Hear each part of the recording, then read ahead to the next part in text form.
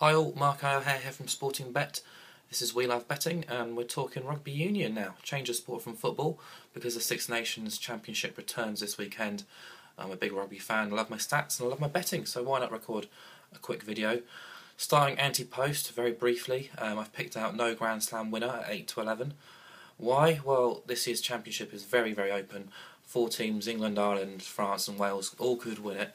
The odd years are always fascinating because it pits all 4 of those stronger teams against their bogey teams, really. The toughest tasks await all 4 of them. So, for instance, France goes to Twickenham. France have been very poor at Twickenham in recent years. England have had the Indians sign over them at home. But as for England, well, they've got to go to Ireland and Wales, who always raise their game, and England have a very poor record in Dublin in recent years. Ireland themselves, well, they've got to play France at home, struggling at home to Le Bleu quite often, home and away actually. France just always seem to beat Ireland no matter what shape they're in. And then the Welsh, they've got to go to France themselves. They're in a bit of a poor state themselves after 7 games lost. I don't expect that run to end, well, hopefully not against Ireland, but anyway, the Welsh are a lot better team than is being made out in the media and man in the street is saying after their 7-game losing streak.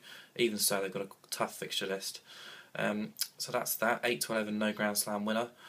Moving on to this weekend, I've got a couple of notes here, and I was tempted by Ireland at Wales. I'm going to the game myself in Cardiff, and I don't know, there's a good feeling around Irish rugby at the moment, sort of a bubbling feeling that if we get past Wales, this could be our year again, but I don't know, I can't really ever bet on my own team, so I've swerved that.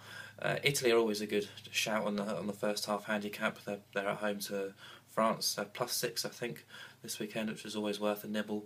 But I've picked out Scotland at +16 away to England and Twickenham because I just think the handicap's too big and all the stats point to it. And you know, England are quite fairly long on odds-on shots here. They're 1 to 11.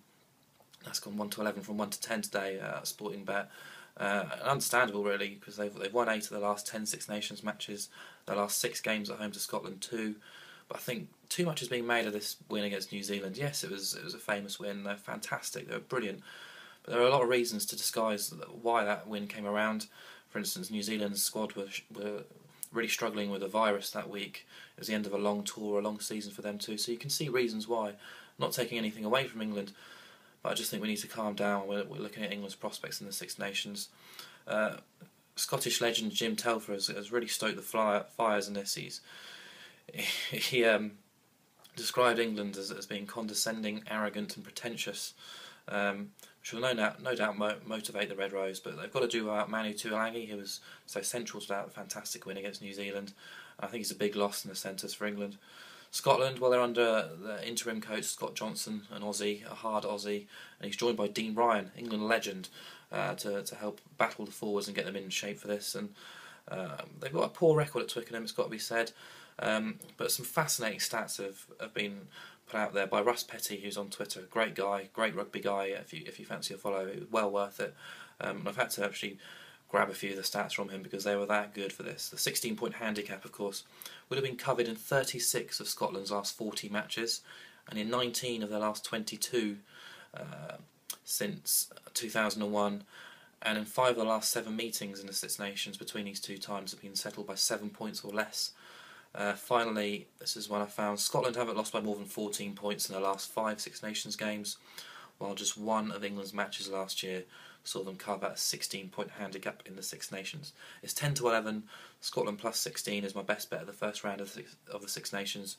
I think it's too big a handicap. I think Scotland are gritty, they're hard, they'll be well up for this game, and I think they'll give England a couple of problems. England should win, and they should win fairly comfortably, probably 1 to 12, but not by 16. Scotland +16 is my best bet.